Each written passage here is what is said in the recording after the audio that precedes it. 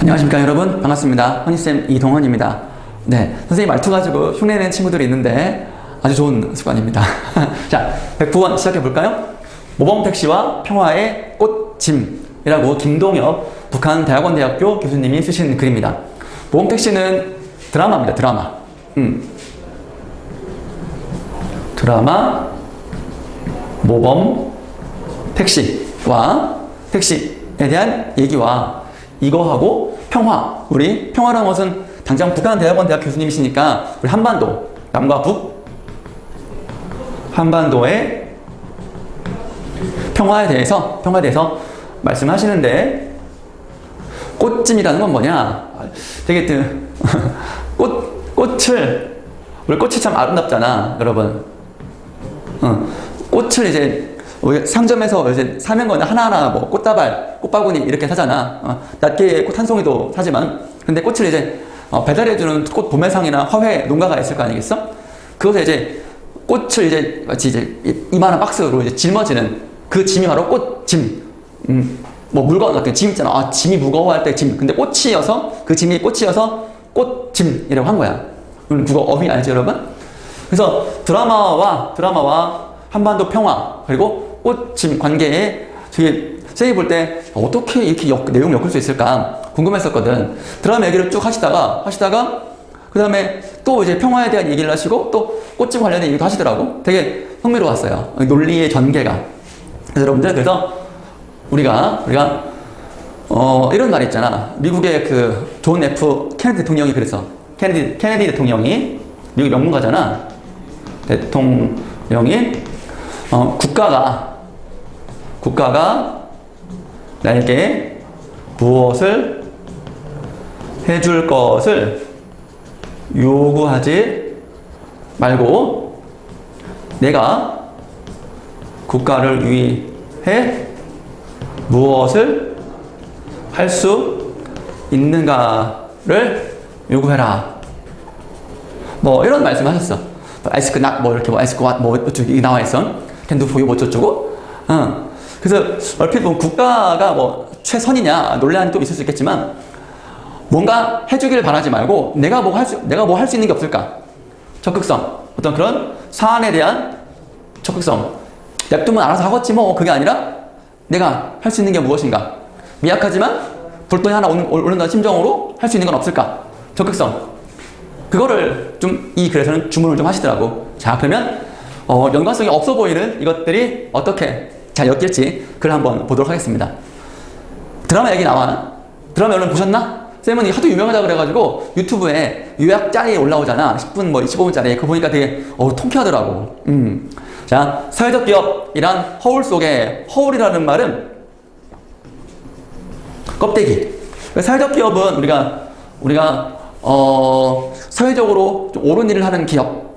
그래서 이제 보통 보면 이제 몸이 좀 불편하신 분들, 장애인들, 뭐 지체 장애인 그런 분들을 이제 그런 분들을 이제 일자리를 주어가면서 그 일자리를 통해서 만들어낸 생산물을 이제 팔고 한 그런 걸 사회적 기업이라고 해. 좀 가격 저렴한 것도 있고 좀 비싼 것도 있지만 그 취지를 생각해서 좀 이제 고객들이 물건을 사주기도 하잖아. 그런 것들이야. 그러면 오히려 이 기업들 더 윤리적으로 더 깨끗하게 정말로 이제 장애인들의 자립 자화를 위해서 해야 되는 거거든. 그런데 이 드라마에서는 착취와 폭력에 휘둘러서 노예가 돼버린 장애인 얘기가 에피소드가 나와 있고, 호르몬이와 아버지가 안 계셔. 열심히 살아가지만 학교 폭력에 물론 고등학생 얘기가 나오고, 이들은 마땅히 국가가 책임져야 하지만 현실은 그렇지 못하다. 그렇지. 국가가 해결해주기가 너무 어렵지. 특히 여러분들 뭐 학폭 주변에서 뭐 받거나 얘기 들었거나 아마 그랬을지도 몰라요. 이게 학교 폭력으로 인해서 가해자와 피해자가 있으면 이 피해자가 이 피해를 회복하기가 너무너무 힘들어. 굉장히 이게 법적으로 굉장히 어렵게 나와 있어. 그래서 그러면 정말로 이게 가해자가 정말 진심으로 사과하고 피해자도 이제 용서하면 되지만 이게 너무 이기적이라서 이게 쉽지 않아. 가해자도 진정한 사과를 하기 어렵고 피해자도 그걸 받아들이기 어렵지. 근데 그거를 이제 사람과 사람 사이의 기본적인 문제인데 법과 제도로 하려 하니 쉽지가 않지. 굉장히 어려운 일이에요. 여러분들 될 수 있으면 현명하고 지혜롭게 학교 폭력에 노출되지 않고 당하지도 말고 하지도 말고 꼭 그렇게 하는 사람이 되길 바랍니다. 자, 힘들면 쌤한테 언제 얘기해? 자, 법의 심판을 받아야 할 범죄자가 오히려 법의 사각지대, 법의 빈틈, 사각지대는 빈틈, 보이지 않는 부분이야. 을 통해 풀려나고 잘못을 뉘우치기는커녕 피해자의 삶을 위협하는 상황. 결국 법의 보호를 받지 못한 이들이 찾은 곳은 경찰의 택시회사다. 드라마 설정이야. 베일에 베일은 저희가 그 아랍권에서 쓰는 그 스카프 같은 거야. 얼굴을 가리잖아. 그래서 베일은 비밀. 베일은 그래서 비밀이라고 이해하면 돼요, 여러분들. 가려진 택시회사의 모범 택시 기사가 억울한 피해자들 대신 깔끔한 복수를 해줍니다. 최근 방영 중인 모범 택시라는 드라마다입니다. 드라마 얘기가 좀 더 이어집니다. 왜 갑자기 드라마 얘기를 꺼내는가라는 것. 웹툰이 원작의 사적 대행, 복수 대행 판타지라고는 하지만 드라마 속 이야기, 착취, 사회적 기업, 장애인 착취와 폭력, 그리고 학폭, 일진 이런 것들 이야기가 비현실적으로 느껴지지 않는다. 그렇지. 허구가 아니라 완전 꾸며낸 게 아니라 실제 사건들을 모티브로 했어. 동기로, 근거로 삼아서 이야기를 만들었다는 거지. 잔혹한 범죄 장면에 불편함도 없지는 않지만 폭력이라든가 뭐 그런 것도 좀 그래 불편할 수 있어. 주인공이 범죄자를 이 택시 기사 이재훈 씨가 연기하더라고. 응징하는 순간에는 적격지 치게 하는 거지. 권선징악. 우리 국어니까 고전 소설의 대표적인 주제죠. 착함을 권하고 악함을 징치한다. 징치한다. 혼내준다. 이 소리입니다. 적지 않다. 잔인한 범죄 장면이 그대로 그려졌다고 반윤리적이니 우한 범죄를 막 조장한다라는 말은 부추기다. 이 드라마 보고 너무 좀 발린 윤리적이다 라고, 또는 이거 따라하면 어떡해 라고 막 이제 걱정하면서 드라마를 보고 싶지는 않다. 물론 이 드라마가 전부 영향을 많이 미치면 이런 걱정을 할 수는 있어. 그렇지만 이분은 이런 식의 걱정을 하고 싶지는 않다. 법과 공권력의 무능, 이거는 국가가 해야 되는 거잖아. 국가, 경찰이라든가 검찰이 해야 되는 거지. 무능을 개탄하며, 개탄이라는 말은 분하고 한탄하는 게 개탄이야. 경찰이 어디에 있었습니까? 이 장애인이 고통스러울 때 이 드라마에서는 장애를 착취하는데 경찰도 한통속이야. 부패 경찰관이 있었던 거지. 약자들에게 희망이 없다는 좌절감을 준다거나 사적 복수 자체가 법을 어긴 것 아니냐, 심각하게 고민을 하고 싶지도 않다. 드라마는 그저 드라마일 뿐이다. 그래서 드라마에 있는 내용 가지고 너무 진지하게 고민하고 싶진 않다. 물론 이런 드라마를 통해서 이런저런 사회의 모습들에 대해서 토론을 할 수도 있어요. 근데 이런 것들, 반윤리적이라든 어떤 일각의 의견, 우한 범죄를 막 이제 만들면 어떡하냐, 또는 그럼 경찰은 이런 택시회사에 의뢰해야 되는 거야? 복수하려면? 좌절감을 줄 수도 있고, 또는 사적 복수해서 막 사람 죽여도 돼? 경찰도 아닌데? 이렇게 막 할 수도 있어. 이렇게 딴지를 걸 수도 있지만, 그거는 별로 이 글에서는 나는 이 글을 논의하고 싶진 않다. 드라마는 드라마니까 그 논의는 따로 또 이제 이야기할 것이고, 나는 내가 이 글쓴이가 이 드라마를 소재로 쓴 이유는 다른 이유에 있다. 이 3분 단위 포인트예요. 자, 이거 다시. 모험택시가 불편해하기도 하고 사이다처럼 속 시원하기도 하는 것은 지금 우리 사회가 여기 바른 길로 가고 있지 못하기 때문이다. 빅토르 위고, 레미제라블을 쓴 그 양반이죠. 프랑스의 유명한 작가죠. 정의, justice. 정의는 완전 무결. 흠이 하나도 없어. 완전 퍼펙트. 때에만 옳다라고 했다. 조금이라도 흠이 있으면 정의롭지 못하다는 거지. 정의의 시대가 왔다지만 정의를 강조하는 것은 그만큼 우리 사회가 여전히 정의롭지 못하고 정의는 갈증이 심하다. 이게 우리 사회의 문제지. 해결해야 할 문제입니다. 학교 폭력에 대한 얘기도 마찬가지죠. 학교 폭력이 일어나니까 학교 폭력에 대한 예방책, 근절책 이런 얘기가 나오게 되는 것이죠. 우리 사회에 남아있는 정의의 그늘이 국민의 감정을 외면하는 국가의 책임과 무능만으로 전가하고 싶지는 않다. 꼭 국가의 책임과 국가한테 탓을 하고 싶지는 않다. 응? 그러니까 정의의 어떤 그런 갈등, 정의롭지 못한 우리 사회의 모습을 국가가 제대로 똑바로 안 해서 그래 라고 일방적으로 탓하고 싶지 않다. 어느 국민도 정의에 대한 갈증을 풀 대책이 드라마처럼 사적 복수라고 생각하고지도 않을 것이다. 그렇지. 드라마를 통해 혹은 영화를 통해 보면 이렇게 사이다처럼 통쾌하긴 하지만 일상생활에서 그런 일이 벌어질 수는 없지. 그 또 다른 문제야. 아니, 추측하는 거지. 의견이지. 모험택시를 보며 느끼는 국민의 솔직한 감정. 어떤 감정이야? 경찰이, 법과 제도가 똑바로 했었으면, 억울함 없게 했었으면, 이런 드라마가 나오지도 않을 것이며, 사적 복수라는 개념도 아예 나오지 않았겠지. 어쩌면 범죄자들도 범죄 저질 생각도 못 했겠지. 법과 원칙이 정말 법과 원칙대로 했다면. 이런 감정, 그런 것들이 그런 감정인 거야. 법대로 하자.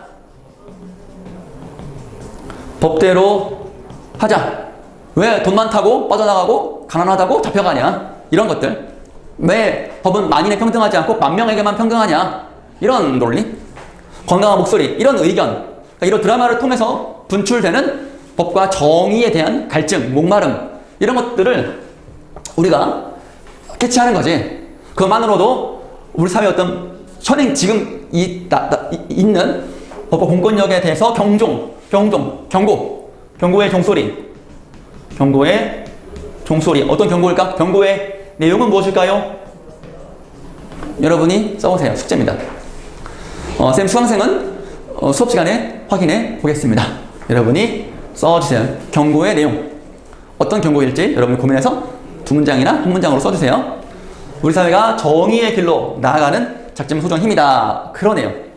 그러니까 3문단까지 모험택시 얘기를 하면서 모험택시가 갖고 있는 어떤 메시지 자체는 법과 공권력이 하지 못하는 어떤 올바르지 못함에 대한 사적인 복수를 너무 진지하게 받아들이지 말고 다만 우리가 드라마를 통해서 국민들이 어떻게 감정 갖고 있는가를 아는 것도 중요하다라는 얘기죠. 3문단 보겠습니다. 곧 4.27 판문점 선언 3주년이다. 지금은 4월 27일 지났죠? 판문점 선언. 남과 북의 정상이 만나가지고 평화 통일에 대한 얘기를 한 그 선언입니다. 벌써 3년이 지났네요. 2018년 봄 남과 북은 한반도에서 새로운 평화의 시대가 시작됐음을 세상에 알렸다.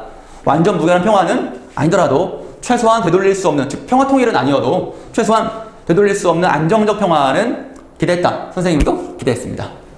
여러분들도 아마 기대했을 거예요. 흥분을 감추지 못했던 평화의 시간은 그리 길지 않았다. 3년이 지난 지금 한반도 평화는 기대했던 것만큼 나아가지 못했다. 네. 오히려 한반도의 위기감을 넘어 공포감마저 감돌고 있다. 공포감. 전쟁 나는 거 아니야? 이런 식의 코로나 때문에라도 더 남북 간의 교류가 막히고 여러 가지 좀 문제가 좀 있어요. 2018년 평화의 봄을 잇게 한 용기와 신뢰가 사라졌다. 그러니까 서로 간에 교류가 없으면 여러분들도 친한 친구였다가 그게 계속 이야기가 안 되고 연락을 주고받지 못하면 마음속에 있긴 하지만 그래도 좀 대면하고 좀 소원해지는 거예요. 그런 관계죠. 그렇기 때문에 좀 이런 신뢰가 사라졌다는 것 때문에 언제 어떤 일이 벌어질지 모르기 때문에 위험하다라는 겁니다. 제재와 미국 탓할 이유도 없지만 늘 제재 때문이다, 미국 때문이다 라고 그렇게 탓하고 싶진 않고 또 우리 정부, 문재인 정부 탓만도 아니야. 그러면 왜 이렇게 대화가 안 된 것일까? 누구 때문일까? 라고 누구 탓을 할 수도 있지만 굳이 제재 때문이다, 미국 때문이다, 발목자 미국 때문에 일본 때문이다, 주변 국들이 강대국들 둘러싸인 우리 민족의 운명 때문이다, 남한 정부가 게으르다 무능하다 라고 이유는 될 수 있지만 북한 정부 너무 호전적이다, 김정은 이게 막 전쟁 미치광이다 이렇게 막 핑계를 다 댈 수 있지만 나는 더 중요한 건 그게 아니라 우리가 과연 우리 일반인은 뭐 했어? 남과 북이 평화가 지금 되지 못하고 교착 상태에 빠졌을 때 차가 막히는 것처럼 꽉 막혀가지고 가지 못할 때 뭐 했냐는 거야. 밖에 나가서 좀 비켜주세요. 빵빵빵빵 누르고 뭐 그렇게라도 좀 뭐라도 해야 되는 거 아니냐라는 그런 의견이지. 이게 굉장히 중요한 문제고, 정책을 실은 용기와 자신감, 국민의 여론. 현대 민주정치는요, 국민의 여론의 힘을 받아야 나갈 수 있는 거예요. 국민 다수가 반대하면 못하는 겁니다. 찬성하면 하는 것이고요. 그러니까 국민들의 의견, 나 하나쯤이야 하지 말고 나 하나 때문에 라는 생각을 가지는 것이 중요하죠. 나 하나 때문에 나 하나만이라도 라는 그런 감정 여러분이 갖는 것이 중요합니다. 어느 조직이든 여러분들이 조직에 들어가게 되겠죠? 어느 조직이든 그 조직에서 의미 없는 존재가 되는 것보다 의미 있는 존재가 되는 것이 훨씬 좋습니다. 그러기 위해서는 나 하나 때문에 나 하나만이라도 최선을 다하자 이런 생각을 하는 것이 중요합니다. 그 하나하나가 모여서 집단이 되고 전체가 되는 거 아니겠습니까? 자, 5문단 보겠습니다. 아내인 프리다 칼로와 함께 멕시코의 유명 화가인 디에고 리베라의 작품 중에 꽃 나르는 사람과 꽃 노점상이 있다. 그림 한번 볼까요? 여기 꽃 나르는 사람입니다. 좀 지울게요. 이 아저씨가 꽃바구니를 들고 나르고 있는데 뒤에서 아주머니가 도와주고 있네. 자, 그럼 그다음 꽃짐을 꽃짐을 든 여인인가? 꽃짐을 지고 있네요. 그 혼자 있는 것 같지만 여기 손이 있어. 여기 잘 보시면 손이 있어요. 여기 손이 있어. 뒤에서 받쳐주고 있다라는 거죠. 자, 이 그림 검색 한번 해보세요. 여러분들도 다시 보면 보겠습니다. 꽃 노점상이네요. 꽃 나르는 사람은 남성이, 꽃 노점상은 여성이 엄청난 크기의 꽃바구니를 등에 지고 일어서기 위해 무릎을 꿇고 있는 모습이다. 아름다운 꽃이지만 이들에게 혼자 일어서기조차 어려운 무게의 짐이다. 그렇죠. 가족의 삶을 위해 결코 내려놓을 수 없다. 그렇죠. 누구나 다 각자의 어깨 위에 각자만의 짐이 있고 각자의 짐보다 더 무거운 짐이 있는 사람이 있지요. 분명히 있습니다. 여러분 주변에도. 그런데 두 그림 속에는 꽃짐을 진 꽃짐이라는 말이 여기서 나오는군요. 제목. 이들 일어설 수 있도록 도와주는 조력자, 어시스턴트가 있습니다. 꽃 나른 사람의 무릎 꿇은 남성이 일어서도록 꽃이 든 망태 그 바구니를 받치는 여성이 있고 꽃 오점상에도 여자가 짊어진 큰 꽃바구니에 가려있지만 도와준 사람의 손과 발 그리고 머리가 보입니다. 다시 볼까요? 여기 머리, 여기 팔, 그리고 여기 어딘가에 다리가 있어. 여기 어디가 있는데? 어딨지? 있어. 알았죠, 여러분? 다시. 이게 좀 흐릿해 보여가지고 그래. 자, 보겠습니다. 뭘 보인다. 도와준 사람이 있다. 라는 얘기. 우리 정부는 2018년 봄 한반도 평화라는 아름답지만 쉽게 일어서기엔 무거운 꽃짐을 등에 짊었습니다. 우리 정부. 2018년 9월이죠. 평양에서 한쪽 무릎을 펴고 일어나려고 했지만 베트남 하노이에서 북한과 미국이 정상회담을 했거든. 그런데 어그러졌어. 근데 파토 났어, 회담이. 깨져버렸단 말이야. 누가 끌어내리는 통에 다시 주저앉았다. 누군가에 대해서는 얘기가 좀 많이 있긴 하지만 뭐 자세히는 모르겠어. 어떤 평화를 방해하는 세력. 평화를 방해하는 세력이라고 여러분이 이해하시면 될 것 같아. 한반도가 새로운 위기라지만 아직 평화의 꽃을 바닥에 내려놓지 않았다. 아직 포기하지 않았어. 지금도 다시 일어나기 위해 안간힘을 쓰고 있다고 믿는다. 안정적인 평화를 국가에만 기대어 정부 혼자 평화의 꽃짐을 지고 일어나기를 기다려서는 안 된다. 강한 주장이죠. 강한 주장이고 정부의 한반도 평화 프로세스와 대북 정책에 경종을 울리며 경고의 종소리를 울리며 한반도가 평화의 길로 다시 나아갈 수 있도록 이제 촛불의 힘이 필요할 때다. 국민의 힘, 국민의 여망이 필요할 때다. 모두 평화의 꽃짐을 들어올리자. 네, 이분의 의견에 전적으로 동감하고요. 우리 주변에서 할 수 있는 게 무엇인가, 여러분? 정리하기 위해서 우리가 할 수 있는 일은 무엇일까요? 고민해서 알려주세요, 여러분들이.